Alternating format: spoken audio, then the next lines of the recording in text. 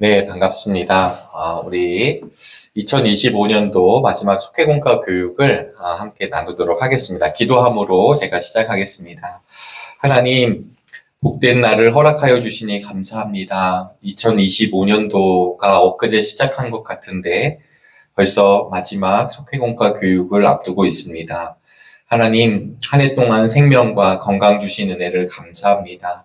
또 다가올 2026년도를 기대하며 특별히 우리 감리교회의 자랑 속회들마다 하늘의 은혜와 하늘의 평강이 가득한 믿음의 시간들이 되도록 인도하여 주옵소서. 우리 교구장님들, 지역장님들, 속장님들 한 해 동안 수고하고 애쓰신 분들 계십니다. 하나님, 더 큰 것으로 귀한 것으로 채워주실 줄로 믿으며 살아계신 예수 그리스도의 이름으로 기도하옵나이다. 아멘. 네, 어느덧 2025년도 마지막 속회공과 교육 시간이 되었습니다. 네, 오늘은 저희가 이제 마지막 시간을 앞에 두고, 특별히 사실은 이제 속회공과 교육을 하지만 저희들, 이제 다음 주, 이번 돌아오는 주일이 셋째 주일이죠. 셋째 주일날 우리 오후 예배는 우리 교회학교 중심으로 우리 성탄, 성탄절을 또 앞두고 우리 성탄 축제가 이루어지게 됩니다. 그리고 25일 날 목요일인데요. 25일 성탄절에는 우리 10시 반에 성탄 축하 예배를 우리 하임 예배실에서 드리게 되고, 드릴 때 네, 저희 이제 세례 또 입교식도 예정하고 있습니다. 광고로도 말씀을 드렸지만 다음 주 수요 예배는 우리 성탄 축하 예배로 대신하게 되니까요. 우리 함께 참고해 주시면 참 감사하겠습니다. 네, 그리고 나서는 우리가 이제 12월 마지막 주일, 넷째 주일을 맞이하게 되는데요. 넷째 주일은 우리 항상 지금 속회의 날을 드리고 있습니다. 그래서 속회의 날 우리 마지막 시간으로 모이게 되고 담임 목사님께서 말씀을 전해주시기 때문에 사실상 이제 속회의 날을 드리고 나면 사실은 우리가 이제 내년도를 준비하게 되죠. 송구영신 예배 후에 2026년도를 맞이할 예정입니다. 그래서 오늘 속회공과 교육은 따로 이렇게 칠판을 사용하진 않고요. 우리 교재에 나와 있는 내용을 간략하게 내용을 살펴보고 또 내년도 속회공과의 주제를 좀 말씀을 드리면서 한 해를 좀 가늠하고자 합니다. 사실 이제 모이기가 어려운 시대를 살아가고 있거든요. 모이기가 어렵다라고 하는 건 여러 속도원들의 일정이나 또 시간을 좀 맞추는 어려움도 있고, 또 예전과 같지 않게 또 바쁜 일상들, 또 직장들, 여러 가지 상황과 환경이 놓여져 있습니다.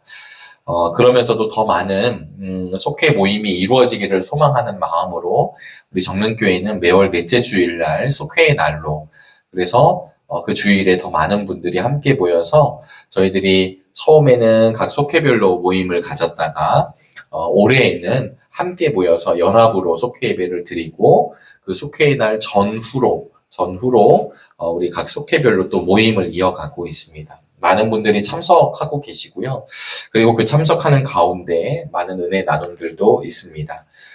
마지막 속회의 날에는 저희들이 한 해 동안 좀 결산하는 시간이 좀 있을 예정이에요.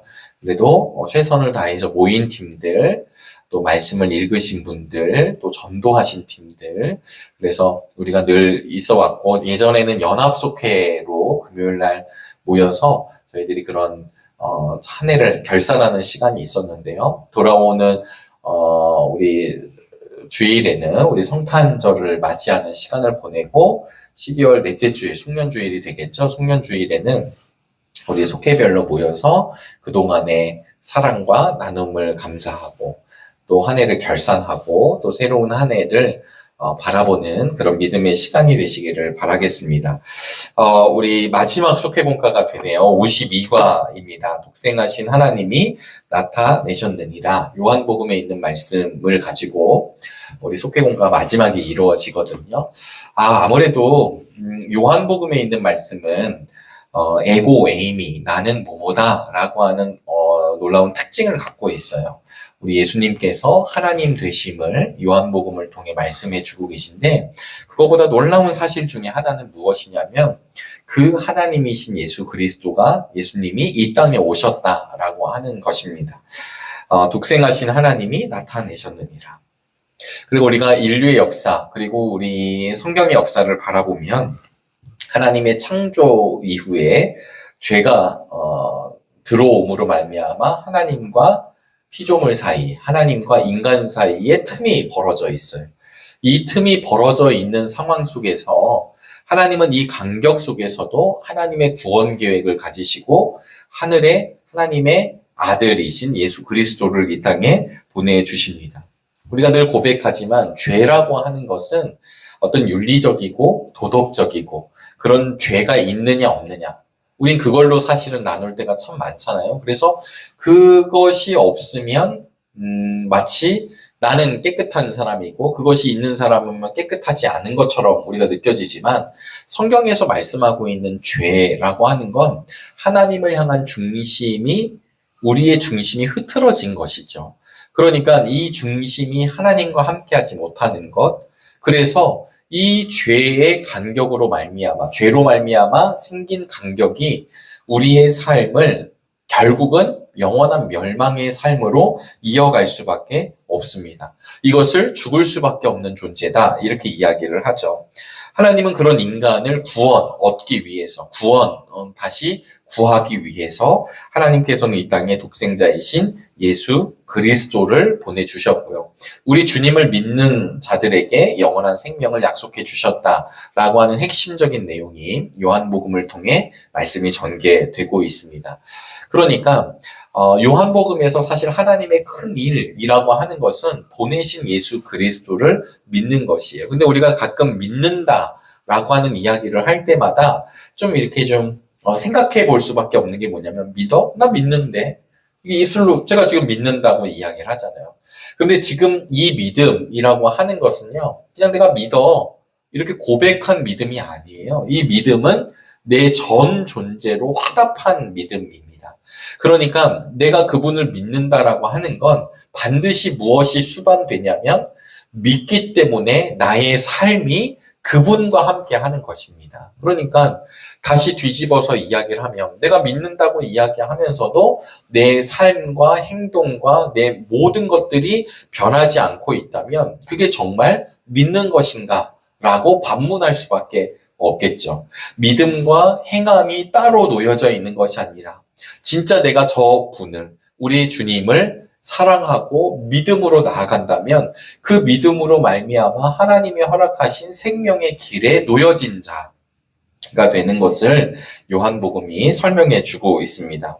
그럼 예수님이 어떻게 오셨는가? 요한복음 1장에 보시면 우리 예수님은 세상을 비추는 빛으로 오셨다. 그래서 빛이라는 이미지가 생기는데, 이건 이미지뿐만 아니라 진짜 그 형상이죠. 빛으로서 이 땅에 오신 예수님. 그래서 참빛이라고 표현을 하고 있습니다. 빛이 오셨기 때문에 무엇을 알 수 있나요? 네, 우리가 늘 예화를 들 수 있지만 이 깜깜한 이 예배실 안에 제가 촛불 하나를 켜면 비로소 그때서야 이 빛이 밝고 그리고 이 주변이 어둡다라는 것을 알게 되죠. 참빛이신 주님이 이 땅에 오셨다라고 하는 것은 빛과 어둠이 무엇인지를 알려주시고요. 그리고 우리 안에 있는, 우리 영혼 안에 있는 어둠이 물러가게 되는 일. 어둠의 권세라고 하면 우리가 굉장히 이렇게 깊게 생각하지 못할 때가 있습니다. 근데 이 어둠의 권세라고 하는 것은 우리의 삶이 빛이신 주님을 알지 못하게 만들어내는 거예요. 그것을 바라보지 못하게 착각하게 하고 거짓을 주어서 혼미케 하고 혼란케 하고, 그래서 제대로 바라보지 못하게 하는 것을 어둠의 권세. 아주 자명하잖아요. 우리가 어둠 속에서 우리의 육신의 눈으로 보기가 어렵잖아요. 그런 것처럼 이 어둠의 권세가 이야기하고 있는 것이 바로 이 어둠의 권세는 끊임없이 하늘의 영혼, 하나님의 사람들을 끝까지 이 어둠 속에 묶어놓는 일들을 하게 되거든요. 그러니까 때로는 어떤 분들은 이게 어둠인지도 모르고 그 안에 있게 되는 것입니다. 근데 예수 그리스도가 이 땅에 참빛으로 오셨다라고 하는 것은 우리가 이제 빛의 세계가 무엇인지를 알게 되고, 그리고 우리는 그 예수님을 모시어 드림으로 말미암아 빛의 사람이 되는 것입니다. 예전에 아마 속회공과를 하면서 여러 번 뭐 저의 히스토리를 이야기했잖아요. 제가 이제 2004년도에 군대를 전역하고 나서 이제 처음으로 모교회를 떠나서 시흥 북지방에 있는 도창감리교회라는 이렇게 소형 교회죠. 그러니까 우리 어르신 성도님들이 한 150여 명 되고요. 우리 아이들이, 학생들, 청년들이 이렇게 있고요. 그리고 시흥이라는 지역의 특성상 완전 도심은 아니고요. 또 이렇게 농지도 있고, 또 시흥이 포도로 유명하니까 포도 농가를 하시는 우리 교회 장로님 권사님들이 계셨었습니다. 그러니까 약간 농촌, 어떻게 보면 좀 농촌 같기도 하고 또 도시이기도 하고 그런 곳에서 있었는데요. 그때 아이들과 함께 처음으로 중국이라고 하는 곳에, 큰 나라죠. 뭐 대륙이니까요. 그 중국이라는 나라에 비전 트립을 교회 역사상 처음으로 함께 가게 되었었습니다. 중국을 선택할 수 있었던 이유는 그 교회에 평신도 선교사님이, 파송받은 선교사님이 하얼빈에서 계셨기 때문에 그 선교사님과 중국 현지 우리 자매님을 통하여서, 그리고 선교사님 자녀, 또 다른 중국 선교사님의 자녀가 지원을 해주셔서 이제 언어적인 문제, 그다음에 어떤 코스 이런 것들은 우리 선교사님들이 감당해 주셨고요. 그리고 이제 우리 도창교회에 남아있는 초등학교 6학년부터 고3까지 신청자들을 받아서 제가 담당을 하게 돼서 가게 됐습니다. 중국 북경에 들어가서 연기를 갔다가 하얼빈에 들어가고, 하얼빈에서 이제 인천으로 아웃하는 코스였었거든요. 당연히 이제 연길 쪽을 가면서, 우리, 그 북한 접경 지역을 가게 됐었어요. 아이들이 북한 접경 지역에 딱 가서 보고 느꼈던 건 무엇이었냐면, 민둥산들이었습니다. 민둥산이었고, 그리고 그날따라 비가 오는 날이어서 비가 막 내렸다가 멈췄다 내렸다 멈췄다 하는 그런 우중충한 날씨였는데, 저희가 그 접경 지역에 서서 선교사님의 인도에 따라서 우리 북한에 있는 사람들을 위해 함께 기도하는 시간을 가졌거든요. 그래서 한마디씩 이렇게 기도를 하고 있는데, 한 아이가 어떤 기도를 했냐면 이런 기도를 했어요. 제가 종종 말씀을 전할 때도 제 뇌리와 제 가슴에 꽉 이렇게 새겨진 기도이기 때문에 그렇습니다. 뭐라고 기도했냐면, 하나님, 저곳에 있는 북한의 사람들이 지금은 이렇게 비바람이 불고 먹구름이 잔뜩 껴있고 그래서 어둡고 우울하고 우중충하지만, 그러나 저 구름 너머에는 태양이 아직 있다는 사실을, 빛이 있다는 사실을 알게 해주세요 라는 기도였었습니다. 먹구름은 지나간다는 이야기죠. 그리고 먹구름 너머에는 햇빛이 있다는 얘기죠. 먹구름이 있어서 햇빛이 차단된 듯 보여지지만 햇빛이 없는 건 아닌 거. 이 이야기를 듣는데 20대였던 전도사였던 저에게 매우 가슴에 남는 기도가 되었습니다. 저는 그 기도를 다시 한번 떠올릴 때마다 무슨 생각이 드냐면, 그래, 어둠이 있기 때문에 어둠만 있는 게 아니라 지금도 강력한 하늘에 빛이 있다는 사실이에요. 이걸 우리의 신앙적 언어로 좀 바꿔보면, 우리를 향한 하나님의 사랑이 끊이지 않고요. 또 우리를 보내신 예수 그리스도가 한 번도 예수님의 사역이, 또 예수님의 은혜가 멈춘 적이 없고요. 그래서 그 주님을 믿고 따르는 일이 우리의 신앙생활에 너무나도 중요한 일이다라는 것을 알려주고 있습니다. 그러면서 이 빛이신 예수님을 그리스도로 믿으면, 그 예수가 그리스도 되심을 믿으면, 그러면 하나님 자녀의 권세를 누리게 되잖아요. 우리가 유언을 하게 되고, 그리고 우리가 생을 마감하게 되면 우리의 것이 자녀들에게 넘어가게 됩니다. 아무런 상관없는 사람이 유산을 상속받을 수가 없어요. 왜냐하면 아무런 상관이 없기 때문이에요. 자녀되는 권세를 받았다라고 하는 것은 무엇이냐면 예수 그리스도로 말미암아 하나님의 자녀, 아들과 딸들이 되었다. 이런 뜻이죠. 둘째, 말씀이 육신이 되었습니다. 말씀이 육신이 되었다라고 하는 것은 처음부터 있으셨던 그 말씀이 우리 가운데 거하게 되셔서 우리 말씀이 인간의 몸을 입고 이 땅에 오신 거죠. 그러니까 역사 한 복판에 우리의 삶의 한 복판에 말씀이신 주님이 이곳에 개입하시게 된 거예요. 그 분이 저 멀리서 저 바깥에서 우리를 그냥 바라만 보고 조종하는 것이 아니라 그분이 친히 성육신 하셨다라고 하는 뜻입니다. 예수님의 오심은 하나님께서 우리를 얼마나 사랑하시는지, 그래서 이 하나님의 죄송합니다. 하나님의 사랑을 다함없는 사랑하심이잖아요. 변함없는 사랑하심. 그냥 불쑥불쑥 생각나서 즉흥적인 사랑이 아니라 우리 하나님의 사랑은 변함이 없는 사랑이십니다. 그 변함없는 사랑 때문에 우리 하나님이 자신의 아들을 이 땅에 보내주시게 되는 거죠. 근데 보내주신 예수님이 참 인간이요, 참 신입니다. 참 인간이라고 하는 건 우리와 같은 모든 걸 갖추고 계신 거죠. 다만 죄가 없으실 뿐이십니다. 다 모든 걸 우리와 같은 예수님께서는 고통도, 고뇌도, 힘듦도, 그러나 기쁨도, 이 모든 것 우리와 함께 알고 계세요. 그래서 우리를 이해해 주시고 끝까지 우리를 붙들어 주십니다. 이 긍휼하신 사랑이잖아요. 하나님의 긍휼하신 사랑, 구약의 용어로 보면 헤세드라는 용어를 쓰고 있고요. 그리고 이 긍휼하신 사랑은 요즘 우리 정릉교회가 마태복음을 수요일마다 함께 나누고 있는데, 이 마태복음은 철저하게 임마누엘과 임마누엘, 우리와 함께 하시는 하나님과 우리와 함께 하시는 하나님이 처음과 끝으로 우리를 둘러싸고 계신 거예요.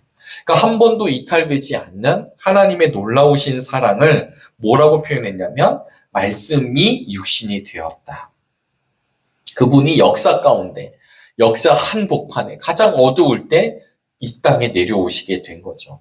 지금 대림절기를 보내고 있는데요. 누군가를 기다리는 것입니다. 여러분, 우리가 누군가를 기다릴 때가 있잖아요. 공항에 가면 이제 나갈 비행기를 기다리는 거. 군대에서 이제 남자들이 뭐 군대 얘기를 꼭 빼놓지 않고 하는데, 군대를 가면 휴가를 나가는데, 저희 에피소드는 100일 휴가가 더 아주 그리워졌었어요. 왜냐하면 저는 이제 삼사관 학교에 이제 조교 생활을, 군 생활을 했었는데요. 저보다는 15일 정도 고참이에요. 근데 이제 달이 달라서, 네, 저는 12월 군번이었고 우리 고참은 11월 군번이었어요. 근데 이제 날로는 한 15일밖에 차이가 안 나지만 달이 다르니까 고참이셨어요. 이분이 김포 분이셨는데 저보다 먼저 이제 100일 휴가를 가게 되셨죠. 100일 휴가를 갔는데 안 들어오셨어요. 그래서 부대가 뒤집어지고 그냥 난리가 나고 모든 휴가가 다 스톱이 된 거예요. 제가 이제 군대 입대한 지 100일이 되어서 이 100일 휴가를 그렇게 기다렸는데 이게 다 끝난 거예요. 그때 제가 다음 휴가, 그러니까 첫 휴가죠. 제 첫 휴가를 기다릴 때 어떤 마음으로 기다렸을까요? 네, 경북 영천에서 제 고향인 경기도 부천까지 얼마나 그 오고 싶은 마음에, 여러분, 기다림이라는 걸 어떻게 이걸로 설명할 수 있겠어요? 그런데 제 인생 가운데 그렇게 기다렸던 기억들, 나중에 우리 자녀들을 기다렸던 기억들, 부모님을 기다렸던 기억들, 어쩌면 무언가 내가 내가 최선을 다하고 결과를 기다렸던 시간들, 사랑했던 사람을 기다렸던 순간들, 이런 것들을 우리가 한번 떠올려 본다면 그 기다림의 시간이 얼마나 소중한 시간이에요? 그러니까 이 기다림의 절기인 대림절이라고 하는 건 그냥 흘러가는 시간이 아니라 우리 때문에 이 땅에 오신 예수 그리스도를 고이 모시는 시간이죠. 이 대림절기를 통해서 성탄의 기쁨이 얼마나 감격스러운지 모르게 되는 것입니다. 여러분, 이 대림절기에 특별히 이제 돌아오는 주일은 우리 성탄절 분위기로 바뀌잖아요. 예전 같지 않다고 하지만 우리의 신앙과 우리의 믿음의 중심에는 이 진리이신 예수님, 말씀이신 예수님이 우리의 삶의 전부가 될 수 있기를 주님의 이름으로 소망합니다. 마지막 세 번째는요, 은혜와 진리의 선물로 오셨다라고 이야기하고 있습니다.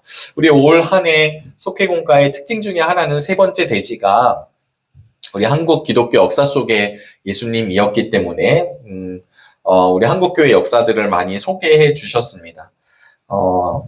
은혜와 진리의 선물로 오셨습니다라고 하는 이번에도 알렌 부부 가정에서 행한 선물 교환과 저녁 만찬에 대한 이야기 이런 게 있었죠. 우리 생각해 보면 새벽성도 돌았고요. 우리 정릉교회 역사 자료에도 보면 새벽성 돌고 찍은 사진도 있고 막 그래요.